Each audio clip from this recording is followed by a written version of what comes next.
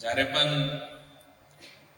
શાળા પ્રવેશોત્સવમાં અમારે જવાનું હોય ત્યારે ખાસ કરીને 2-3 વસ્તુ જોવાની હોય. સૌથી પહેલા જે ઇન્ફ્રાસ્ટ્રક્ચર ઉપલબ્ધ છે એની વસ્તુ હોય. એના પછી જે એજ્યુકેશન છે 360 ડિગ્રી એના જે આયામ છે એ કઈ તરીકે ચાલે છે એને જોવાનું હોય. પણ આ ગુરુકુલમાં આવ્યા પછી મને એવું લાગ્યું કે ત્રીજી વસ્તુ ઘણીવાર અમે જોતા નથી. એ વસ્તુ છે કે બાળકો ઉપર જે આપણા સંસ્કારો થઈ રહ્યા છે એ બાબત. જ્યારે આપ બધા શિસ્તબદ્ધ તરીકે બેઠા છો, જ્યારે આપ પ્રાઇઝ લેવામાં આવ્યા ત્યારે ચરણ સ્પર્શ કરતા હોય, મેં પ્રેયર કરતા વખતે બધાને જોયું, પણ બધાએ આંખ બંધ કરીને બહુ શિસ્તથી સિસ્ટમેટિક પદ્ધતિથી જે આપણે પ્રેયર કરી. આટલા ટાઈમ થયા પણ તમે બધા બહુ શાંતિથી, એક પણ વ્યક્તિ, એક પણ સ્ટુડન્ટ એવા નથી કે એનું ધ્યાન હટ્યું છે. એ જોઈને એટલું સરસ મને આનંદ થઈ રહ્યું છે કે અમારા સુરેન્દ્રનગરમાં આ બધા વસ્તુની બહુ જરૂરિયાત છે. અને સ્વામીજીએ જે સંસ્કારિત પેઢી ઘડવાનું જે બીડું ઉઠાવ્યું છે એ બાબત ગુરુકુળને હું પર્સનલી આપણે આભાર માનવા ઈચ્છું છું.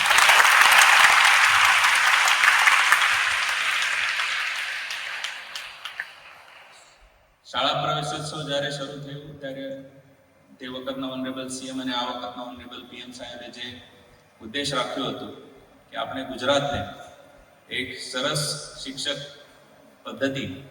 પદ્ધતિથી વિકાસવાની જે મોટો રાખ્યો હતું.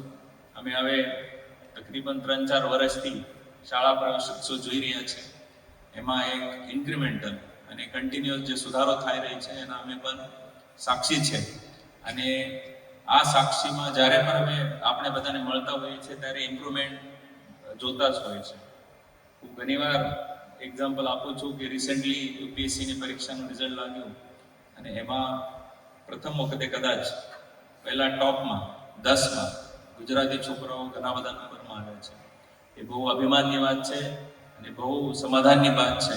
અને જે શાળા પ્રવેશોત્સવનું આપણે બીજ રૂપ શરૂ કર્યું હતું એનું કઈ તરીકે reflection all over India, all over state અને ઓલ ઓવર વર્લ્ડ થઈ રહી છે એ એક બહુ સમાધાનની બાબત છે.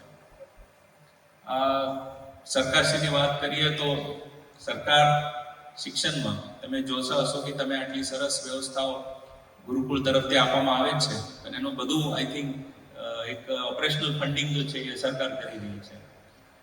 તો આપણે બધાને જે શિક્ષણની જે આપવાની જે તક હતી એ આપવા માટે સરકાર કામ કરી રહી છે. આપણે એક બહુ સરસ વસ્તુ પણ આપણા બધા છોકરાઓના ધ્યાને મૂકું છું, બધા ઉપસ્થિતને ધ્યાને મૂકું છું. કમાન્ડ એન્ડ કંટ્રોલ સેન્ટર ગાંધીનગરમાં જે શિક્ષણ વિભાગ તરફથી કમાન્ડ એન્ડ કંટ્રોલ શરૂ કરવામાં આવ્યું છે એ જોવાલાયક વસ્તુ છે. કદાચ વિશ્વમાં બહુ ઓછા જગ્યા એવી હશે કે આ પ્રકારની કમાન્ડ એન્ડ કંટ્રોલ સિસ્ટમ જેમાં દરેક વિદ્યાર્થીનું ટ્રેકિંગ થાય છે, અટેન્ડન્સ કેટલી થાય છે, ઇમ્પ્રુવમેન્ટ કેટલી થાય છે, એજ્યુકેશનલ આઉટકમ કેટલું થાય છે, એક્સ્ટ્રા કરિક્યુલર એક્ટિવિટી કેટલી થાય છે. એના સાથે સ્કૂલનું અસેસમેન્ટ પણ થાય છે કે સ્કૂલ કઈ પદ્ધતિમાં, કઈ આયામોમાં આગળ ચાલે છે, પાછળ ચાલે છે, ઇમ્પ્રુવમેન્ટ થાય છે કે નહીં. તો આટલું સિસ્ટમેટિક સાયન્ટિફિક અસેસમેન્ટ, મોનિટરિંગ जो છે એ ગાંધીનગરથી થતું હોય છે. અને एक मैं बिल्कुल रिस्पॉन्सिबली कह रहा हूँ कि हम जितना ऑल ओवर इंडिया घूमते हैं तो यहाँ का जिस तरीके का एक डिसिप्लिन गुरुकुल में दिखाई देता है वो बहुत कम जगह मैंने देखा हुआ है और एक बहुत ही आनंद की बात है. यहाँ पे बहुत सारे बच्चे होंगे तो उनको मुझे कुछ 2-3 चीज़ें बोलनी है. जैसे आई थिंक एंकर जो थे हमारा स्टूडेंट ही था, उन्होंने बहुत अच्छे से बताया कि भाई कचरा नहीं करना चाहिए, साफ रहना चाहिए, झूठा नहीं बोलना चाहिए, हमारा विचारों जो है पवित्र रखवा જોઈએ, આપણા વિચારો જે છે એ શું કહેવાય કે રાઈટ ડાયરેક્શનમાં રાખવા જોઈએ, એનાથી આપણો ઉદ્ધાર થાય.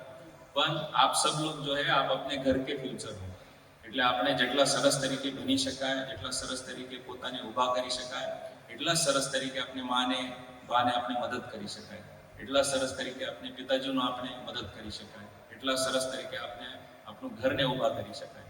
તમારું પોતાનું જીવન તો ઊભા થશે જ પણ તમારું ઘરનું પણ જીવન જો છે એમાં ઉતારી જશે. અને એ જ આપણા શિક્ષણનો મૂળ ઉદ્દેશ છે. સ્ટુડન્ટો સારા તો શિક્ષણ સારું, તો રાજ્ય સારું, તો દેશ સારું, દેશ સારું તો બધું સારું. તો તો એ જે સરસ પદ્ધતિથી જે ગુરુકુળમાં આપણે બધાને બોલાવ્યા આટલું સરસ તરીકે અમને પણ તમે વેલકમ કર્યા, આ બાબતે બહુ બહુ આભાર છીએ. સ્વામીજીનો ખાસ કરીને હું પર્સનલી આભાર માનું છું. અને આપ આપને જીવનમાં આગળ વધતા રહો, આપ આપને જીવનમાં યશ મળતા રહો એવું મારી શુભેચ્છાથી વિરમું છું. Thank you. જય ગરીબ ગુજરાત.